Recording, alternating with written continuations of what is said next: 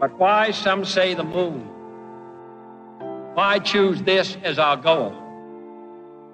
And they may well ask, why climb the highest mountain? Why, 35 years ago, fly the Atlantic? We choose to go to the moon. We choose to go to the moon in this decade and do the other thing. Not because they are easy, but because they are hard. Because that goal will serve to organize and measure the best of our energies and skills. Because that challenge is one that we're willing to accept, one we are unwilling to postpone, and one we intend to win. We choose to go to the moon.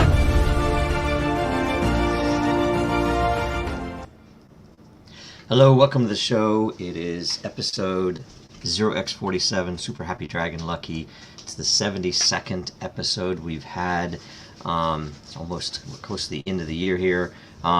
We just announced that we're honored to join both the GBBC and the BPSAA. And today we have their founders on to talk more about the organization. Looks like we don't have Drathon from BPSAA right now, so we'll see if he joins soon. But either way, we have Sandra Ro, Chief Executive Officer at the Global Blockchain Business Council. Also serves on New York State, I think, Digital Currency Task Force, and the EU Blockchain Observatory and Forum. So welcome to the show, Sandra. Hi, Joe. Thanks a lot for having me. Excited to be here. Yes. Is it Sandra or Sandra? It's Sandra, but I'll answer both. Okay. No worries. All right. So how did you get involved in blockchain? You know, what brought you here? So anyone who's an old timer will have heard me and my story. I was living in London, and I was in the FX markets on the trading side. And the FX traders, they started hearing about Bitcoin back in like 10, 11, 12. And I heard it toward 2012. And I thought, hey, this is interesting. And like most people, read the white paper and thought, at least in my brain, it was automatically, hey, could this disrupt the financial markets, in particular the FX markets? Because it sounds like really cool tech. And then I got into it over the years after that. Some people might know I ran Digitization at the Seated Group, which is the Chicago Mercantile Exchange Group. We launched the Bitcoin pricing indices and then the futures.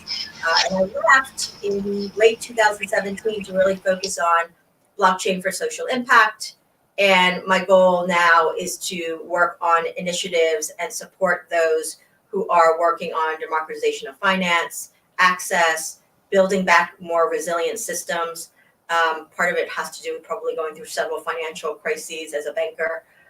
Our systems are not as good as they should be. And frankly, we need to rethink the way we do things. Very true that.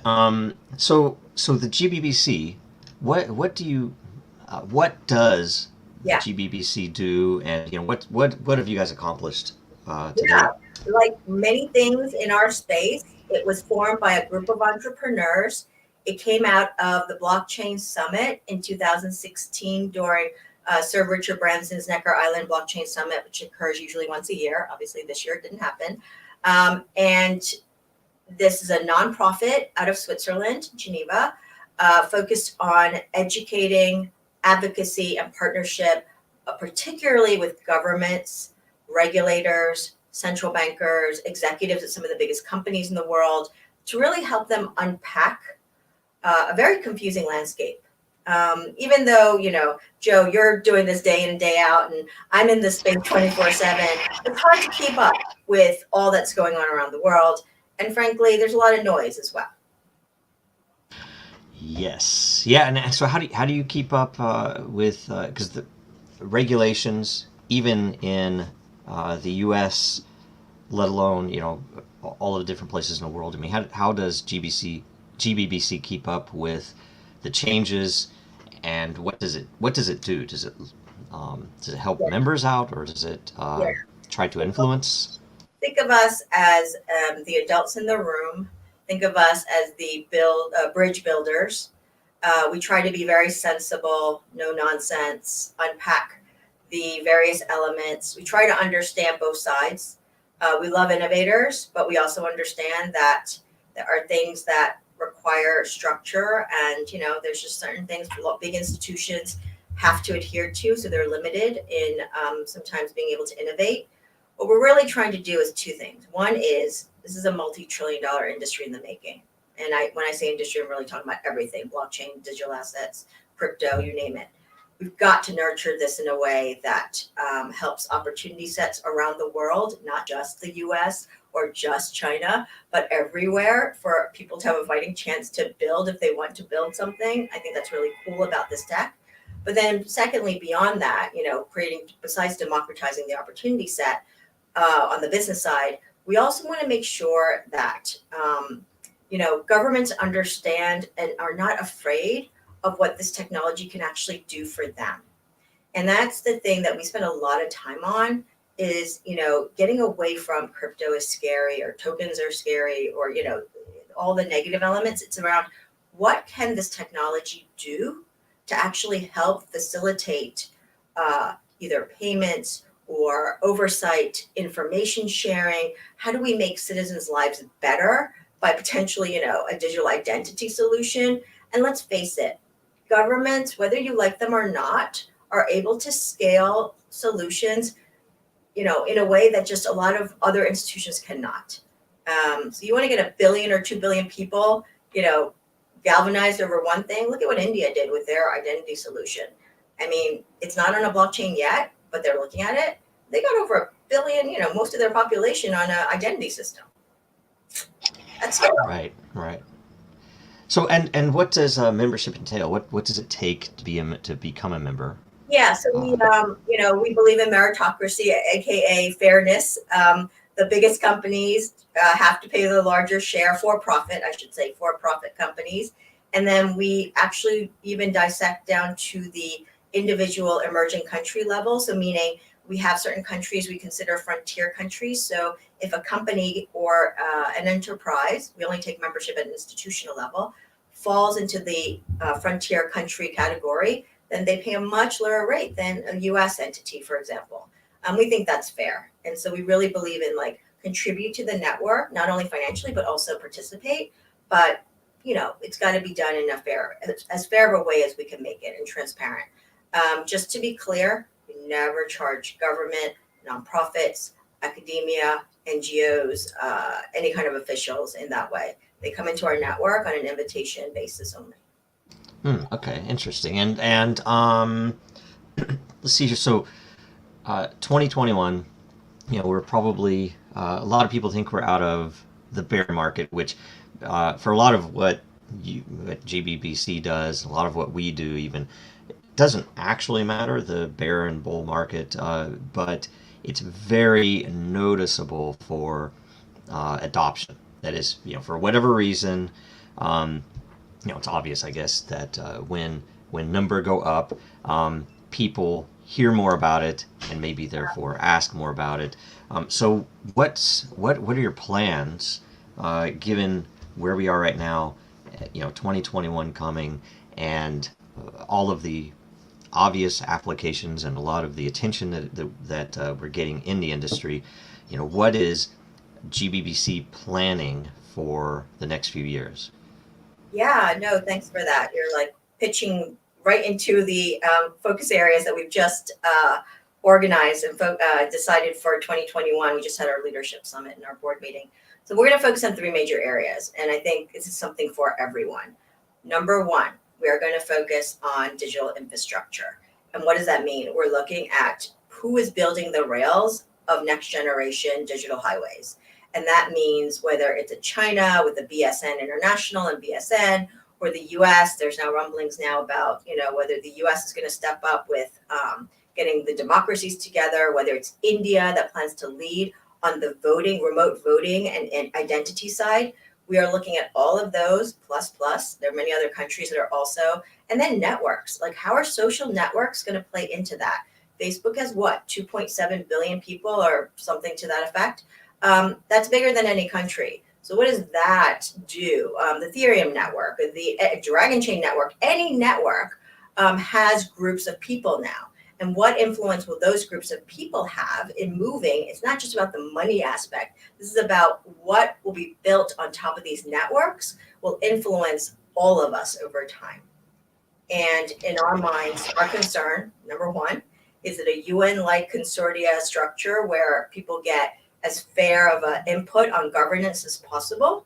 Or is it going to get dictated by a dictator, aka one country, that will decide the rules of the road? That's problematic in our view. So that's one, major one. Number two, unless you have a question, Joe. No, keep going. Is standards and mapping. And I'm the first to tell you, like when it comes to standards, I'm like, wow, it's a snooze fest. However, standards create the ability to scale and adopt. We have to agree on basic things like taxonomy and just being able to facilitate commonality in some way to then allow others to build on top, right? Whether it's a token standard or whether it's an actual like fabric layer standard or it's a regulatory standard. The point being is we still have a mishmash. We launched the Global Standards Mapping Initiative. You guys can go to our website and check it out. There's an interactive map.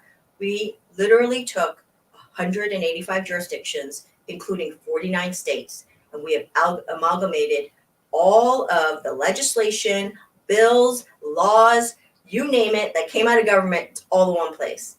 We also, with the World Economic Forum as our core partner, they worked on with MIT and a bunch of other institutions on the 30 plus technical entity standard setting entities, and they've evaluated that. And we've looked at gaps, where are the overlaps, and where work still need to be done.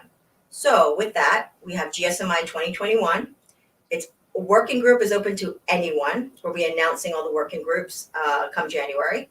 But long story short, we've had an outpouring from global institutions and people all over the world. It's been great. And lots of people are digging in from every part of the world that you can think of. So we're really excited about. We were already global, but this 2021 grouping is going to be even more fantastic. And that includes stakeholders across academia, government, et cetera, et cetera. And the third, which is vitally important, sustainability and resilient systems. And that includes SDGs, the UN SDGs, the green economy, tokenized carbon credits, green bond trading. All of this stuff is becoming very in vogue. I think 2021 is going to be a big year for this stuff. And frankly, there's a lot of good work being done. So we're going to look to foster that.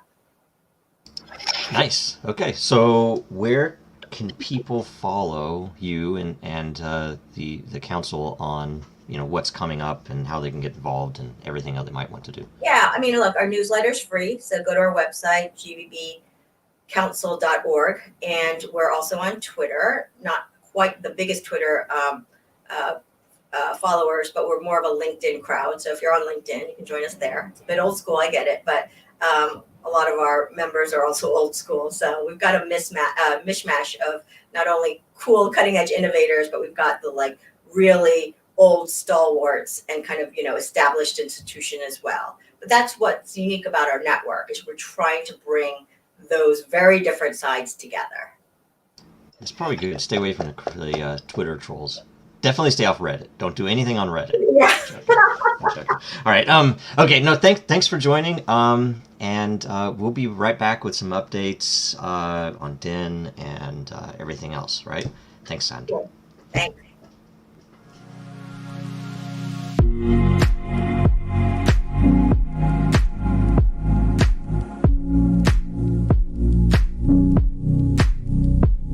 Sa mga platform ng social media ngayon, madalas na napapansin ang kalidad ng nilalaman. Sa DIN, ang mga gumagamit ay nabayaran para sa paglikha, pagsusuri, at creation ng kalidad ng nilalaman. Ang mga tagalikha ng nilalaman ay gantimpala batay sa pakikipag-ugnay at maabot ng kanilang post o komento. Ang mga tagasuri ng nilalaman ay gantimpala batay sa bilis at resulta ng kanilang mga hula tungkol sa aling nilalaman ang uuso o mag-viral. Ang mga may-ari ng komunidad ay gagantimpalaan batay sa pakikipag-ugnayan sa loob ng kanilang komunidad. Sa DIN, nagbabayad ang kalidad ng nilalaman.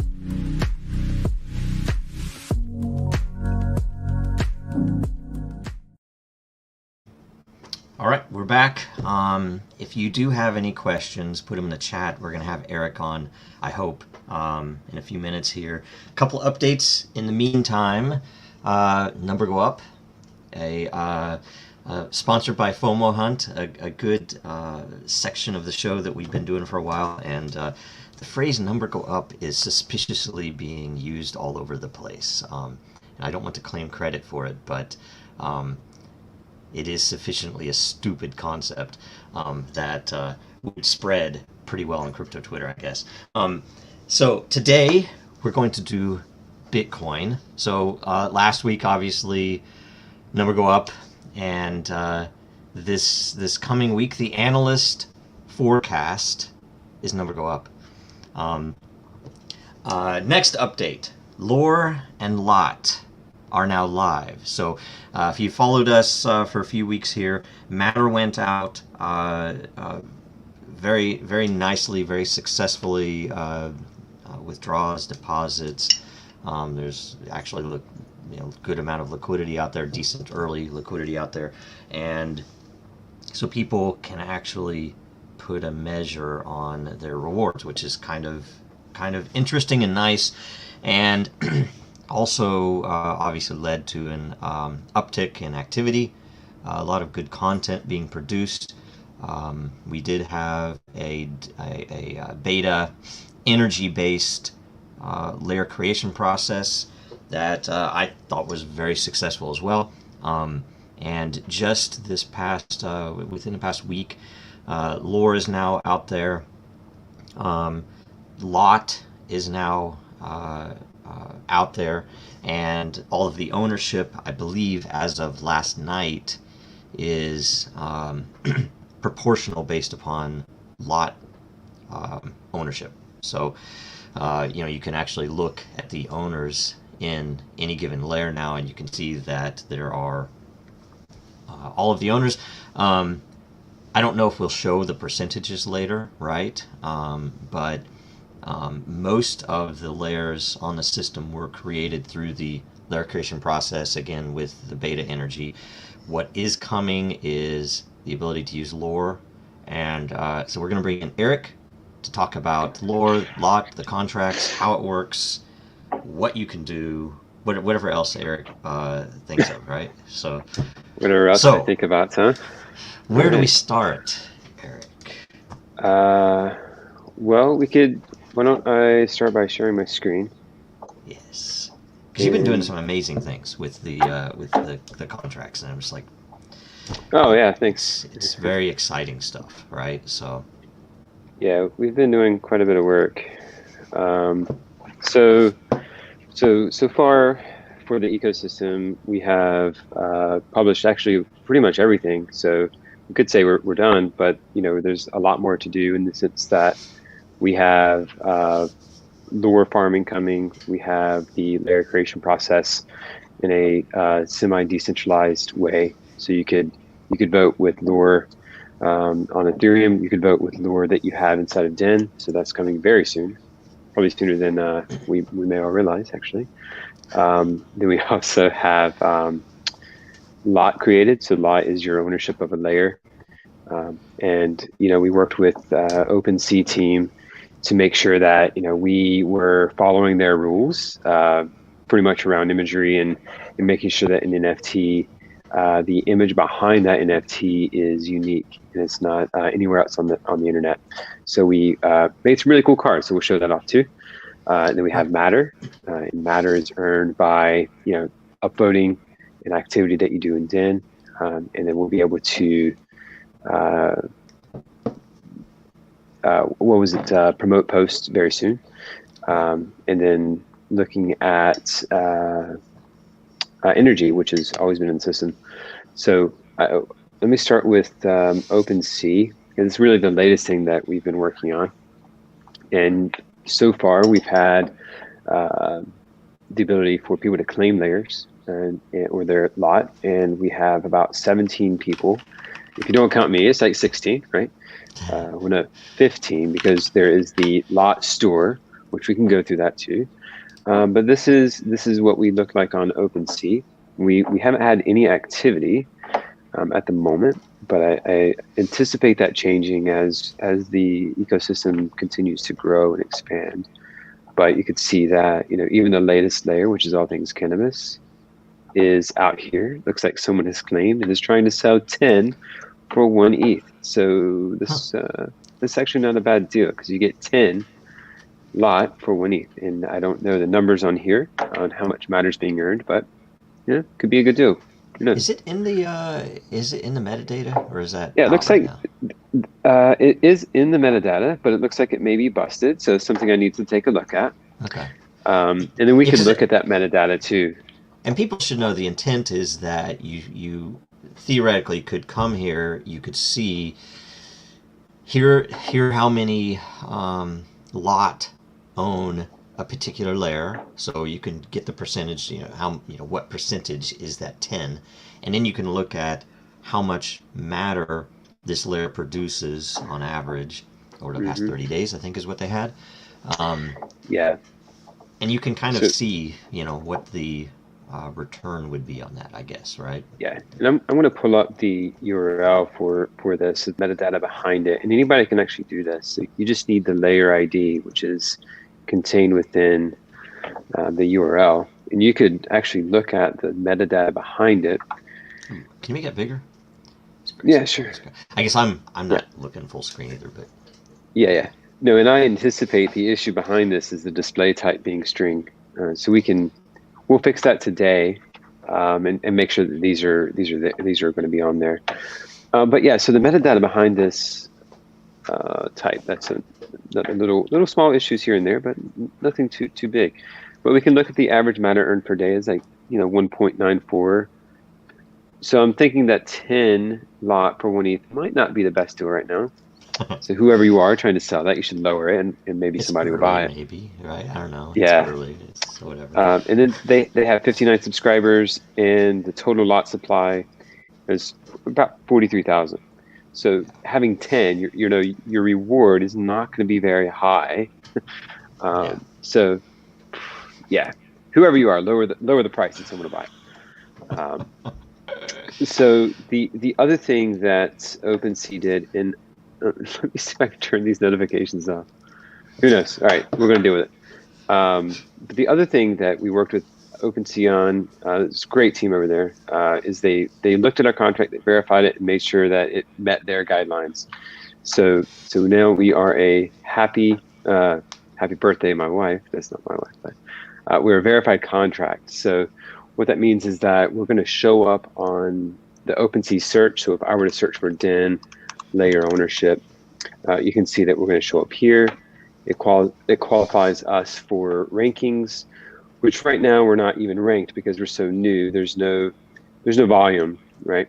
So as soon as we start having volume, we'll be showing up here in the rankings, and depending upon popularity, we'll show up on the homepage. There's a lot of stuff here, a lot of good things that OpenSea has done in order to promote. And I should not show some of those, but to promote some of the things that the Ethereum community are doing. And we fit in here pretty well with being a fully decentralized ownership for layers. Even some cool things here. There's some exciting stuff going on there. So yeah, it's amazing. Yeah. So let me show you guys the wallet and what we've changed here. So I've already connected my Ethereum address. So I am verified, connected. Don't have any lore. So no, internal lure, I don't have any, so I didn't have any dragons in this address. But we have introduced a couple of things since the last time I was on. One of those is the external lure balance. So if you go and purchase lure on Uniswap, and numbers are going up there for sure, you'll be able to see your external lure here. Any internal lure that you may have for being a dragon holder, I don't remember that snapshot block height, but we did set that. We completed the error. Well, we completed the credit to your account, and that would show up in your internal balance. And the way you claim that is very simple. It's just claiming the address that you hold your dragons on, and it will show a combined aggregate of all of the lure that you have across all addresses. And you'll be able to use lure very soon for LCP voting, which is going to be the primary mechanism there. In the future, purchasing layers, because one lure will turn into one lot. So one layer ownership right becomes one layer ownership token. And then the newest thing here is lot balance. So DIN support looks like I have lot in one layer. It's not a joke, guys. One layer. So I can claim this and show you how it works. And it works very similar to how transferring of matter works. So when you want to withdraw matter, you can withdraw from internal to your claimed external address. And when you withdraw, what we do is we sign a message that you own this amount of matter. You can withdraw it, and we give you a 2-hour window. 1 hour for the transaction to succeed on mainnet Ethereum, and we give 1 hour for us to make sure that there was no issue. So 2 hours that if you lock it, if you try to transfer, and I'll just give you a demo here. I'm going to try to withdraw 100 matter, and I could pay, I got to pay the gas for it, no big deal. But if I reject it, you will notice that my matter balance decreases. It says that I denied the signature, and we have 100 pending. So what that means is for the next 2 hours, I'm not going to be able to try to claim that or withdraw that matter. So in 2 hours, this will unlock. No big deal there. And it works the same for lot. So I wanted to give you a refresher there, because for lot, it works the exact same way. We're using a very similar contract, which we have a, and I'll show you the contract in a minute, but we have an address, which is basically the storage for all of the lot until they're claimed. We have a contract which will allow us to transfer that lot to you that you're attempting to claim. Again, it does the same process here. So when I come here and pop up MetaMask, I'm going to do this. Okay, I'll just pay it. Let me just decrease that down a little bit. Let's decrease that down again. All right. So when I press confirm, it's going to kick off, since this is signed. And you're not really going to be able to see the hex here, but I'll show you this function after I confirm it. If I were to reject it, again, this will be pending or locked for 1 hour or for 2 hours. So we'll confirm it. Just like before, we're using block native notifications. Really great feature, another great team that we worked with in order to provide as much clarity on kind of what's happening in the mempool as possible. But you can see here is that the transaction is pending on mainnet Ethereum. I am claiming lot ID 3, claiming 1 lot token. This is the address, the timestamp that I made the request. This is a random nonce that we generate, and this is the signed, this is the signature or the message that was signed, and we verify that within the contract to verify that it was signed by the DIN signer. It contains this nonce, timestamp, amount, and ID, and it's being sent to this contract, and it's being sent from the address which made the request on DIN. So a lot of validation that occurs there in the contract. So this will take just a couple minutes. Looks like, cool. Yeah, it's a lot of activity today on Ethereum. And we should bring up two things. You can claim multiple addresses. So if you have your Dragon on a different address and you want to use, you just claim the other address. And to use your lot, I guess 2 things. As long as it is either in your wallet account there or claimed, you will get a proportion of the layer mining rewards, right? Yeah, that's right. So we just implemented that last night. I believe was the first time that it occurred. So you can choose to leave your lot in DIN. It's assigned to you, to your account, and if you don't come into DIN with a claimed wallet or claim your wallet or have MetaMask attached, and you see a lot balance, you're not even really going to see anything over here on the right. It's not going to tell you need to claim. It's not going to say anything. We are the custodial owner of the lot for you, and if you choose to claim it, it's going to follow you around. So any address that you have claimed, so this is really key to keep in mind. If you move your lot token from a claimed address in DIN to an unclaimed address that is another address, you are still going to receive your payouts. However, they will not be assigned to your account until you claim the address where your lot token is.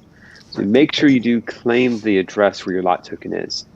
That goes to also if you're selling on OpenSea. If someone purchases your lot from you, you will no longer be the owner of that layer. And the person who purchased it from you, that address, once claimed in DIN, will be receiving the matter payouts and be an owner of that layer. Cool. And if how do I say this? If I put it up for sale on OpenSea, do you while it's up for sale, do you get credit for it? Is it still under the same address? Okay. Yeah, it is. It is. So, and I can show you guys that as well on how to use OpenSea. Okay. I'd wondered how they were working. It's pretty cool. So. Yeah, their tech is really interesting. And let's go over that in a minute because I could show you that. I can put this up for sale. I'm sure Joe doesn't want me to sell the DIN support, but we'll see. So you can see that I've claimed it. This transaction confirmed.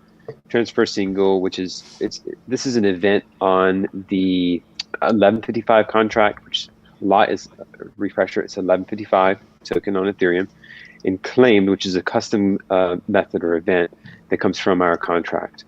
And you can see here that someone tried. Someone's going to have a rough day when they figure out that this is not going to confirm after 18 hours.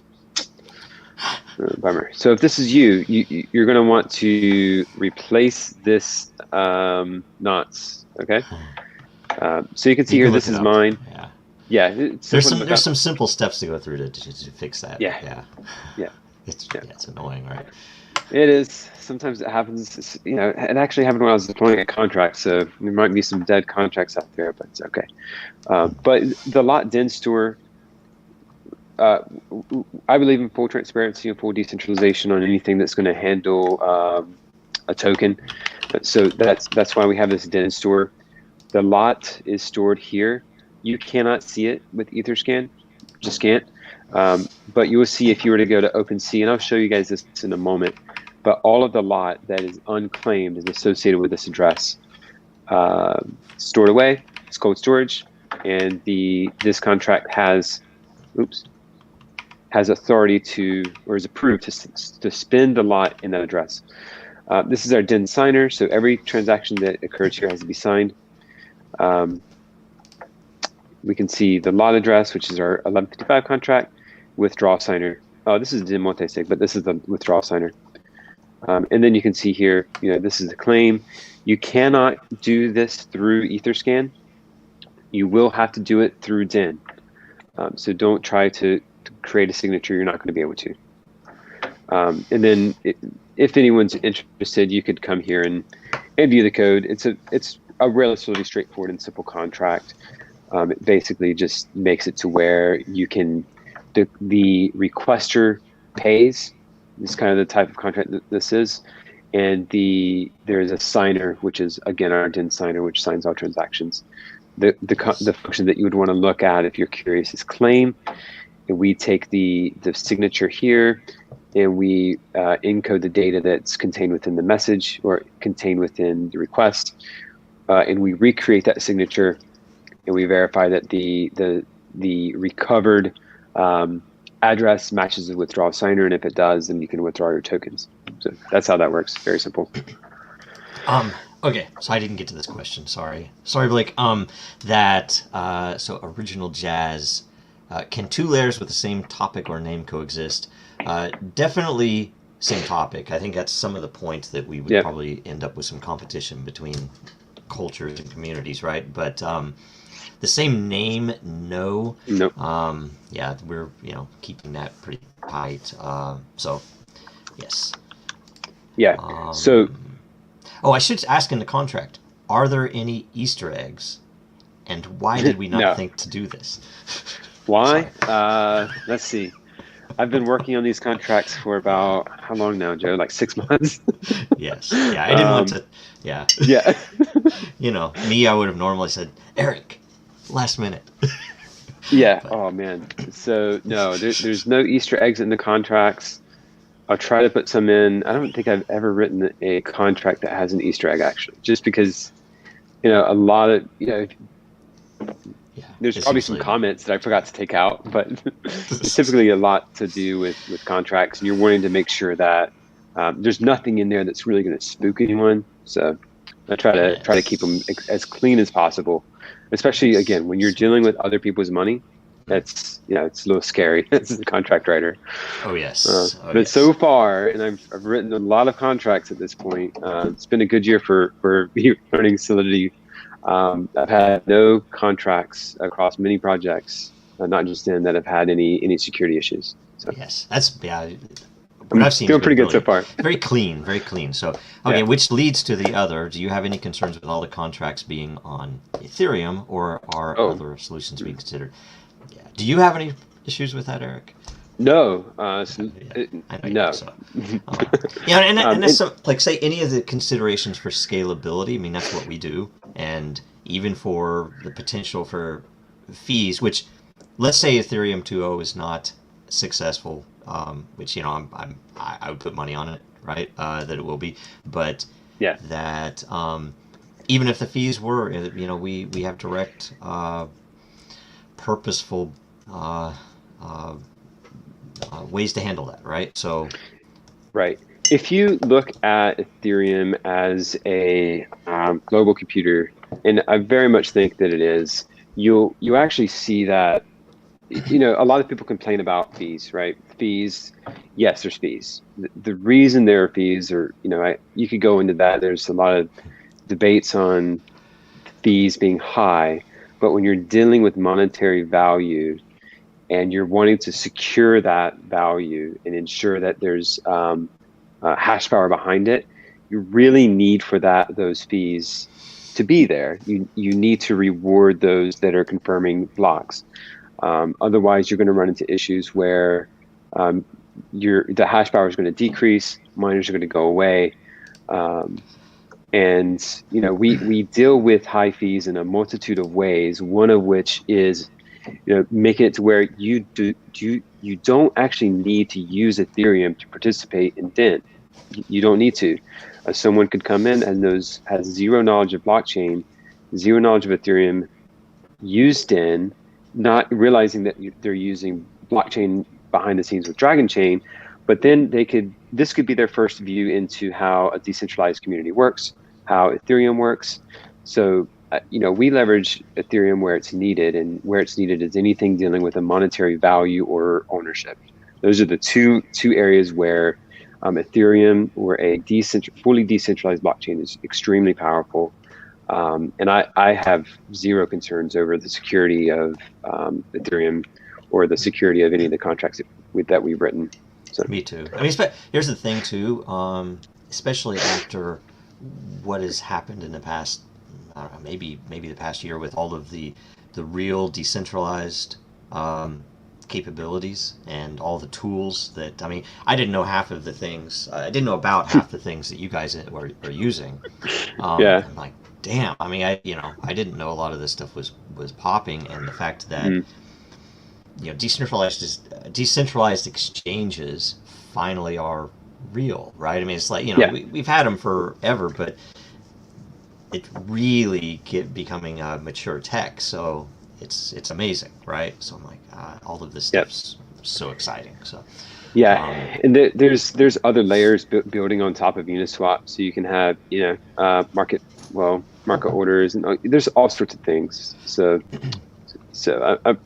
I'm encouraged with everything that I'm seeing. The NFT market as well is really taking off. I don't know if you guys follow the NFTs at all, but Beeple just dropped his collection over the weekend. It went for 3.4 million. 3.4 million in a weekend. His final piece went for $777,777, and that's real money. It's not fake. Social tokens, which is what I consider DIN lot tokens to be. They're huge now. You have a whole market of social tokens that there are 1155 tokens. They're not not in the ERC20, but they're social tokens, and there are some that are ERC20. You have Coin Artist, which launched the coin token, Neon District, those sorts of things. But when you look at DIN, DIN really released layer ownership at the right time because of the fact that the market is swinging toward non-fungibles and swinging toward social tokens. And a layer is a community, therefore it is a social token. And again, it's huge right now. The market for NFTs are growing. And we don't have to go into too much detail either, but the other side of it is the whole access. But we're working on making a form of governance within the layers, and which is going to apply site-wide to DIN itself. From if you look at the white paper, we have some governance sections in there, but it's going to be usable by anyone inside of a layer. That you'll be able to even participate in the settings of the reputation in the layer, things like this, right? Yeah, so that's interesting as well. We chatted about that yesterday, and I see a lot of use cases for that. On Ethereum in general, if you look at the landscape that exists right now, you have decentralized autonomous organizations, and you could consider LOT as your gateway or entry into being a DAO, a DAO light, right? Because you're not impacting on-chain events. You're going to be impacting your maybe your layer description or your layer imagery. What are some other things that they can do? It's they can reputation. Which is a huge one because you can totally change the way the culture is for new versus established members. That you can open it up more and tighten it up once somebody's involved, or you can make it harder to get in, but then open it up once people are have an established reputation. So. And I've just realized I don't have the ability to edit the reputation anymore of DIN support, and that is because I am not a majority owner, which is where Joe mentioned Matter voting is going to come in, or Matter governance, not Matter bot governance. Yes. So if you are a layer owner, so the 8 of us here, only one of us is a majority holder. The interesting thing is that DIN is the majority owner. So I'm assuming that I hope we have an account for DIN. I don't really know. I guess. So we have an account. So we'd have to log in as DIN. DIN has the DIN account. Dragonchain has the JoJo account. Just so if anybody needs to know, those are the ones that are held for all of the official layers, I guess, right? And I own the solutions account. So there you go. So if you see awesome. solutions, that's me.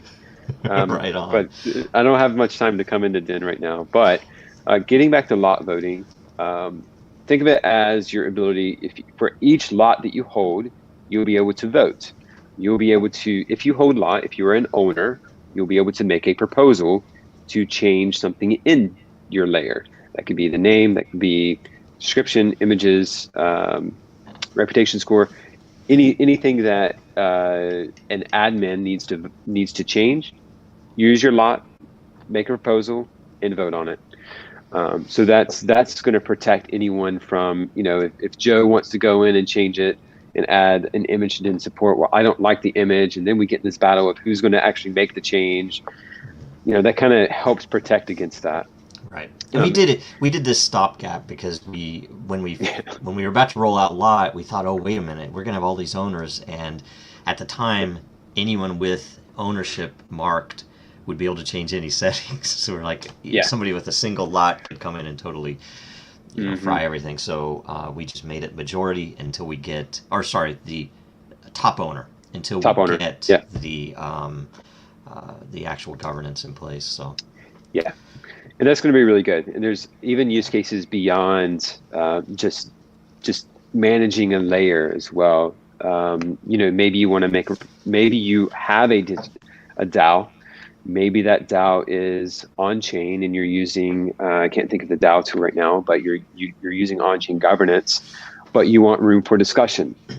You could give a lot token or proportional lot to members of your community, and that could be used to make a proposal in DEN.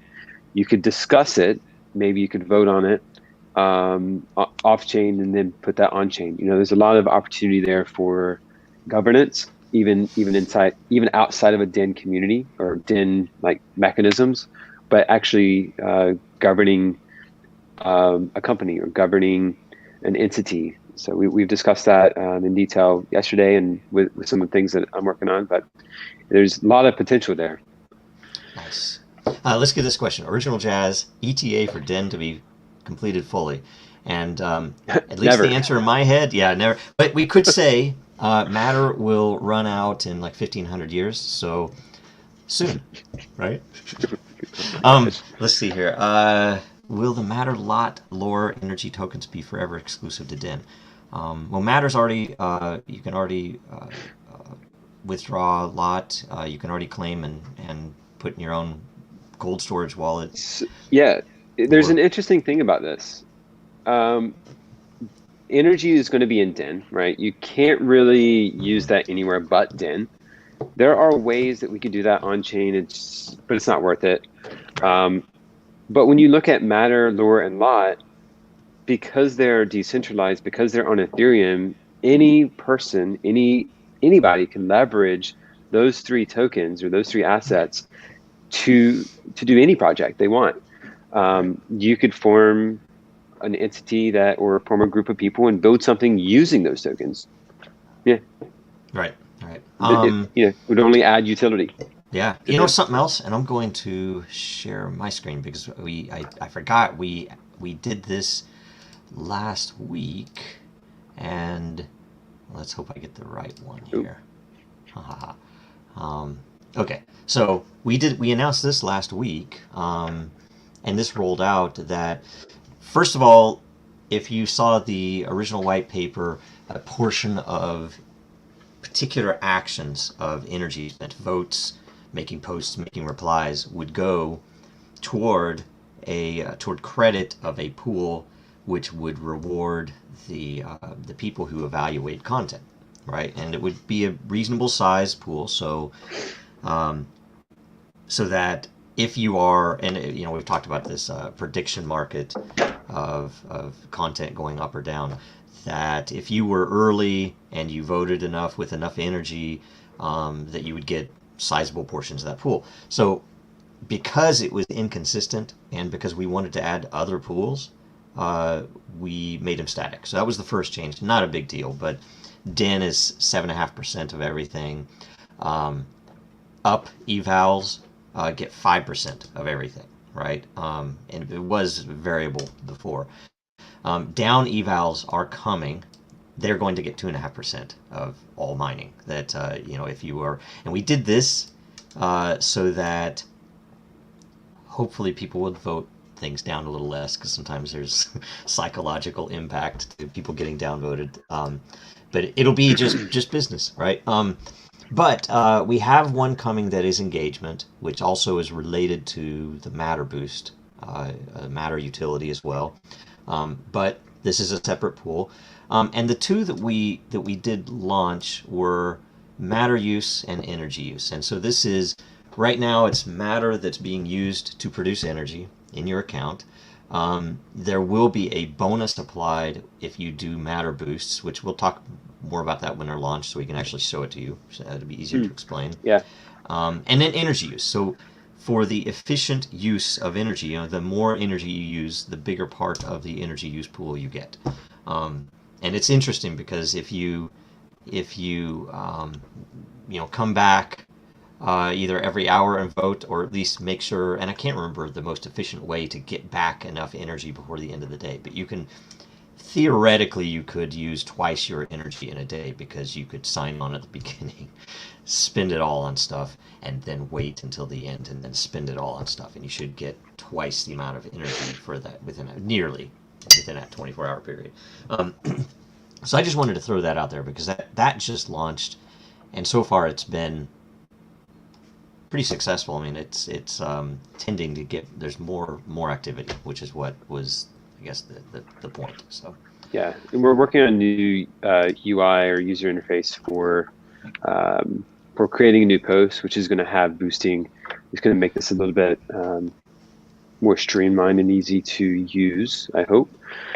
So that should be coming out in the next week or two. That's going to give you the ability to boost a post with Matter, so giving Matter more utility, as Joe mentioned. Yes. And then the other question, Brandon Jones, how can I get to the beta Den app? Right now, the only people that access our team and the Fellowship of Dragons. But I think I'm going to at least talk to the team and see how soon we can get it out for wider release, even under beta. But that's coming, and that's all I use, unless I need to go check my Matter payouts or any of that. Almost everything is in there. There are a few things we're still waiting on though. So.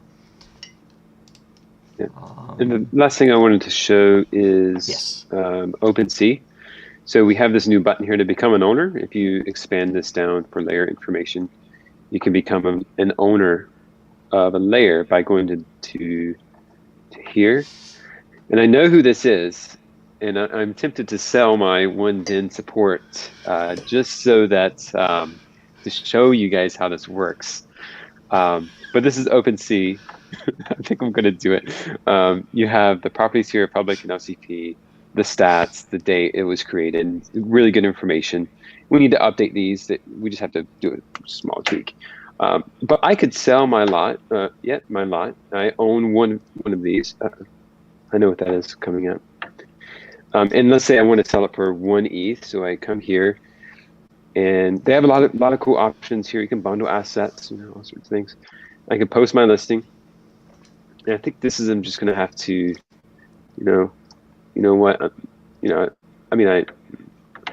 why not, whatever.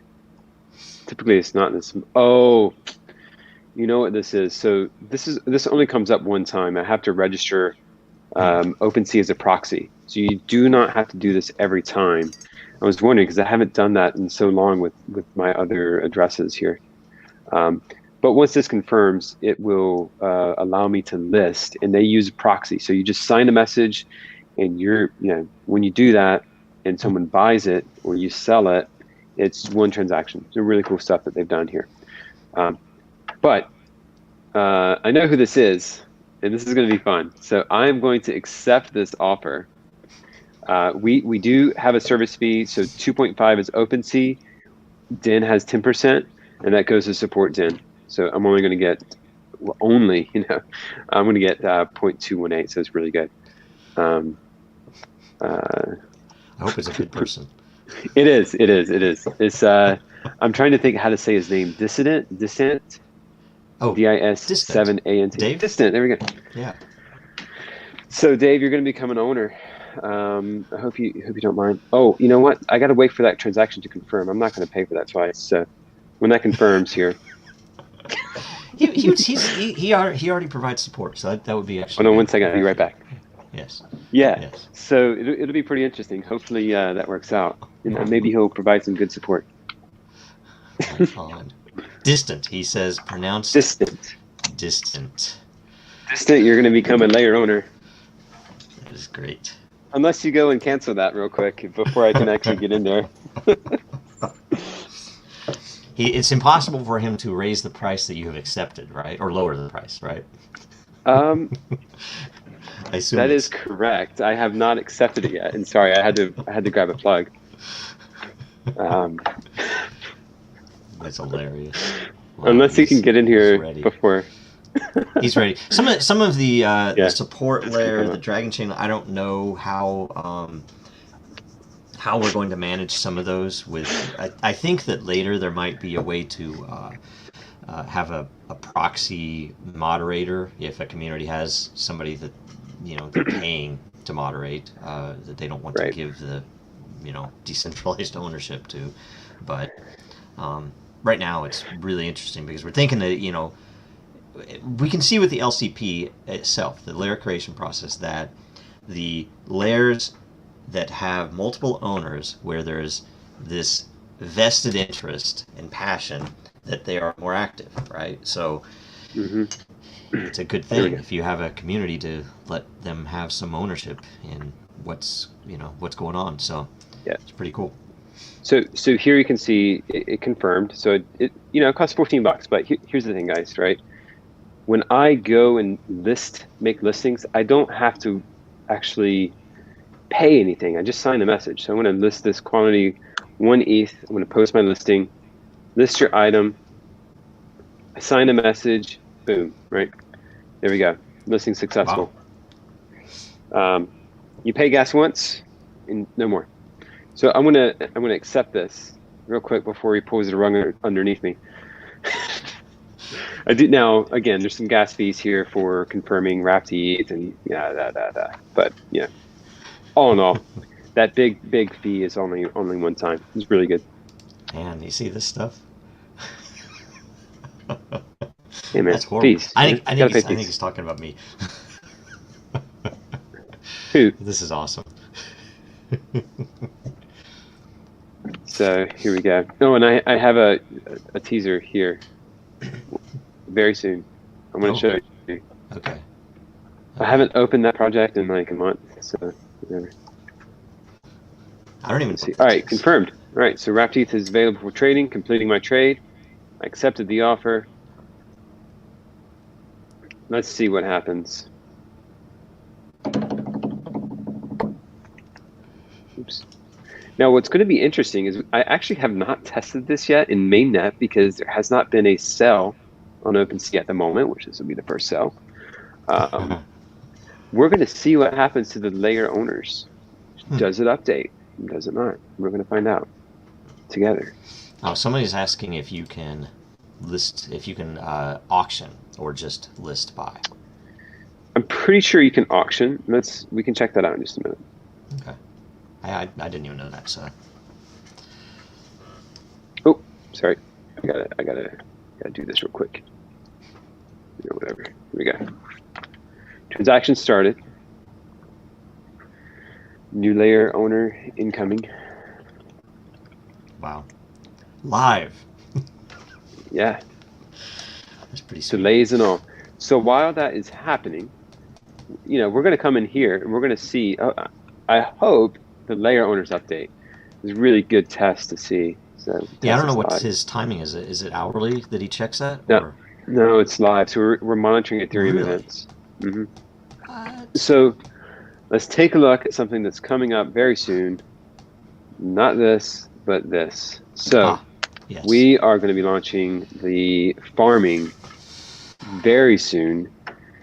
I don't have a date yet. There's some updates that we need to make. You can see that we changed up the pools. At first, we're going to do a Dragon pool, a YUSD pool. If anyone's into DeFi and in the those Andre and Yearn Finance, those guys are amazing.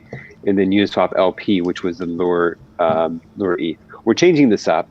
We're going to do Dragon ETH liquidity on Uniswap, Lure ETH liquidity on Uniswap, and the crown jewel is Matter ETH on Uniswap, and that's going to provide you the highest yield that you can get in Lure. So very, very cool stuff coming.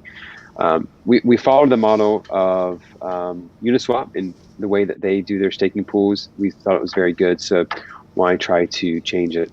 Yeah. Let me switch over to Rinkeby. Do you remember how many in the first pool? It's a lot, right? It's a lot. It's a lot of Lure. I I don't remember the exact number. I could pull it up, but that would show a lot of numbers. That would be confusing. But I do know the rewards. If I remember, it's going to be 40% allocation to Matter ETH. So get Matter, add liquidity, and you'll be receiving 40% of the rewards in the pool. Dragon, I think, is going to be 15. Dragon ETH will be 20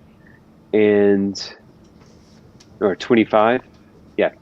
And Lure ETH is going to be balance 30. Okay. Whatever the balance is. Yeah, maybe 25, something like that. I think it's 30 though. 40, 30, 25, and 15. So gonna be fun.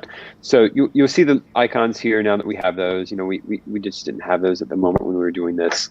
So if you don't have dragons, you know, there's actually some dragons in here. This is not on mainnet, guys. This is on Rinkeby, if you're curious. And that's why this is, again, a little buggy. I haven't finished it. So it'll tell you how to get dragons. You know, you'll need to approve dragons for spins. You know, I don't have any Rinkeby ETH. You can claim lure. So it's really simple interface. Get a token, approve the token, stake the token, claim your lure. And at any time you can withdraw and exit. It's like any other DeFi yielding farm out there. It's no different.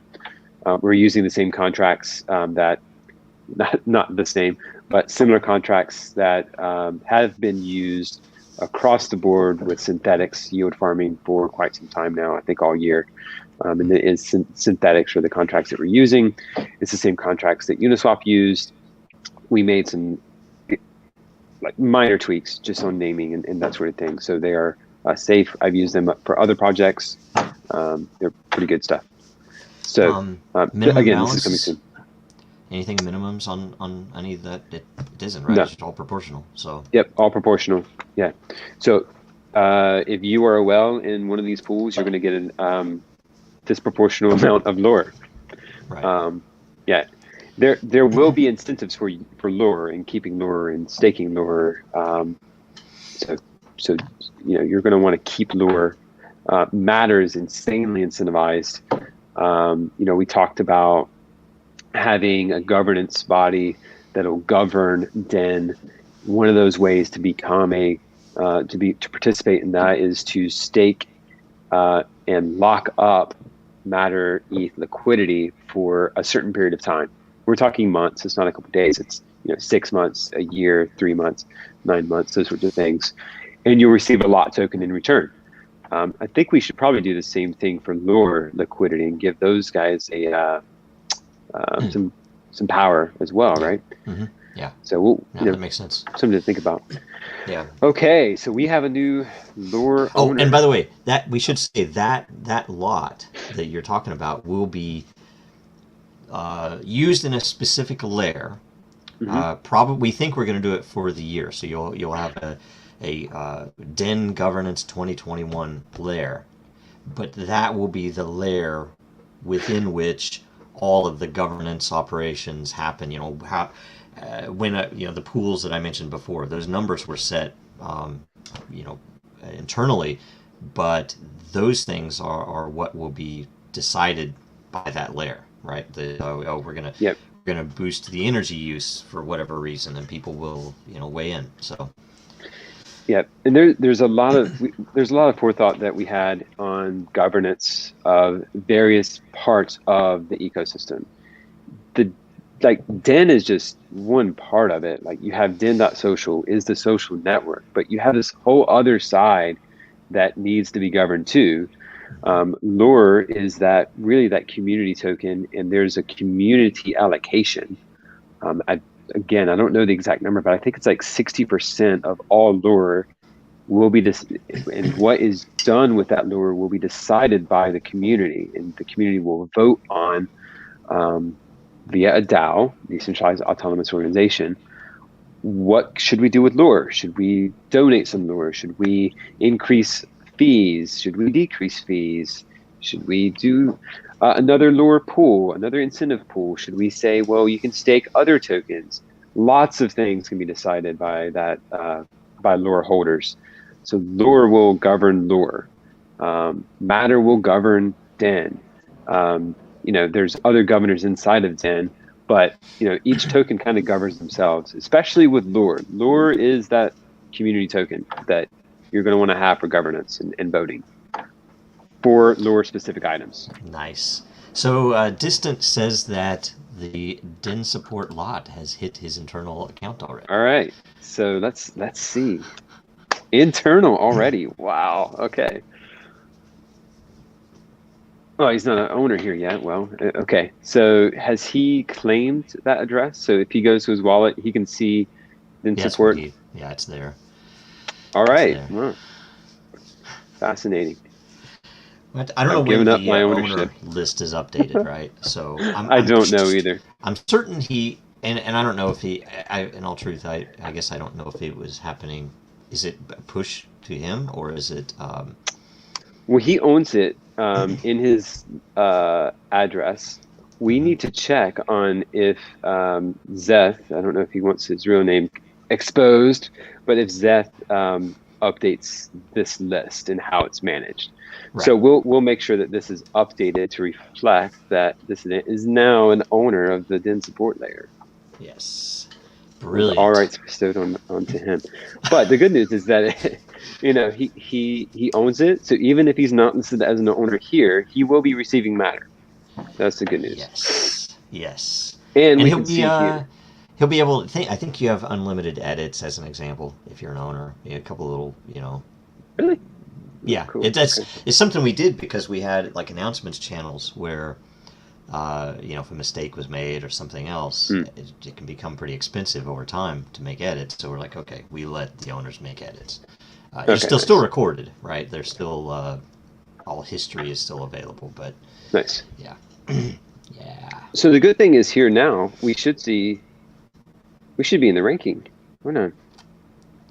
I don't know if this is updated live, but we should be in the is top 100 OpenSea now. ranking. Well, Really? we'll be around this area, 113, Ranked 114. by price or? It's ranked. It's ranked by 7-day volume. Oh, okay. Okay. Yeah. So it's not here yet, but later on, I don't know how often they update this, but we will show up in here. That'd be fun. Yeah. That'd be fun Be when all really this good. stuff happens. Oh, wow. All right. Yeah. Okay. Oh. Right on. Yeah. So Okay. that's the DIN update. Lots of moving parts, lots of things that are happening. Yeah, there's a lot going on. So trying to get it all as fast as we can, and really appreciate the devs. I mean, everybody out there. I mean, it's nice. Most of the support stuff, nobody is rabid. Everybody's very polite and respectful already. But we appreciate that because the devs are really doing some pretty amazing things, and much faster than could normally be expected. So it's good. That's always the best part, right? So okay. Yeah. The contracts did take a lot longer than anticipated, but it went from having, what did we talk about at first, like 4 contracts? I think 3. It was pretty simple early. Yeah. There's maybe 14 or 15 contracts now. Yeah. Yeah. There's a lot, guys. So I'm impressed. It's very smooth and very compartmentalized. Very set on components that we can. Yeah. We can change out the LCP contract if we find something that doesn't quite work, right? And it doesn't affect a lot. So yeah, the only contract we cannot. There's 3 contracts we can't replace, and we would never replace, which is lure, matter, which are the tokens, and lot. Can't replace lot. So those are the 3. right. And there's a ton of locked lure inside the lot contract. If you are curious, I should show you guys this. Oh yeah. How do I get to the lot contract now? I need to figure that out. You can go through OpenSea, right? Can't you? Oh do it yeah, I from can. OpenSea? Thanks. I'm gonna refresh just to see if we're on this list yet. Hilarious. We are not here yet, but very soon, guys. Okay.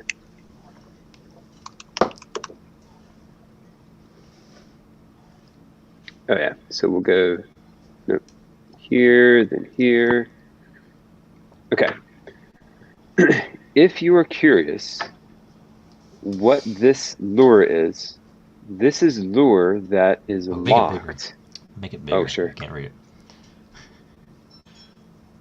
All right, for everyone that's blind. No, I'm just kidding. So this lure is locked, meaning I cannot withdraw it. Joe cannot withdraw it. Our multi-sig cannot withdraw it. No one can withdraw this lure, okay? The only way for this lure to be withdrawn is for you as a lot owner to burn your lot and you will receive only 50% of the lure behind that lot that you burned. I'm going to get these percentages wrong, but 35% will go to the community in a community farming pool that's going to be launched next year sometime. That's a fee sharing, fee sharing pool. Then 15% goes back to den. 15. So that's what this lure is. And most of this is going to be your airdrop or your lure that's inside of den. It's already in the lot contract for us to use. And you can look inside of this lot contract and you could see that, the den burn fee, that's how much den's going to receive. The den community address, you guys can go there and look at that if you want. But total unallocated, it's 445 million. This is a lot of zeros, but don't worry about that. Total state is 445,753,669.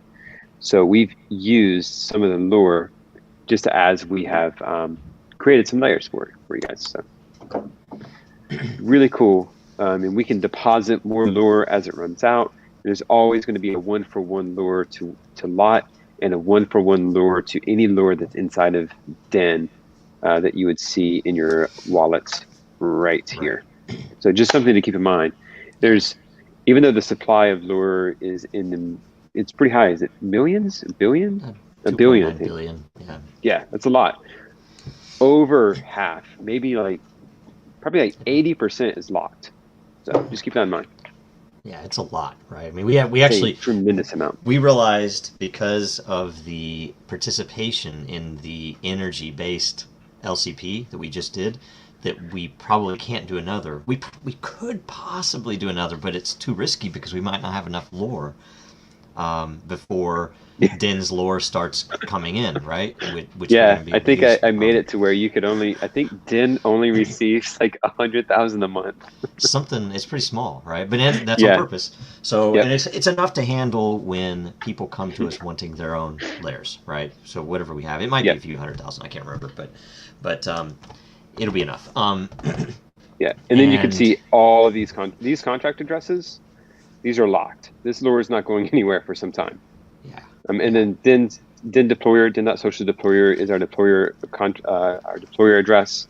This lure is going to be put into multi-sig, and another part of it is going to be a large majority of this. I think 690 million is going to be going into the den, the lure farming pools. So it's amazing. Most of this is locked. Right on. Okay. Well, cool to see. That's probably good. Thanks a bunch. That was very helpful info. Yeah, sure. So everybody, watch again next Tuesday. Follow Real Denizens for all of the updates. Follow Dragonchain Gang, of course, and follow me because you need some humor in your life on Twitter. And like, comment, subscribe, all the things you're supposed to do on YouTube or wherever you are watching. Thanks for watching. See you next week.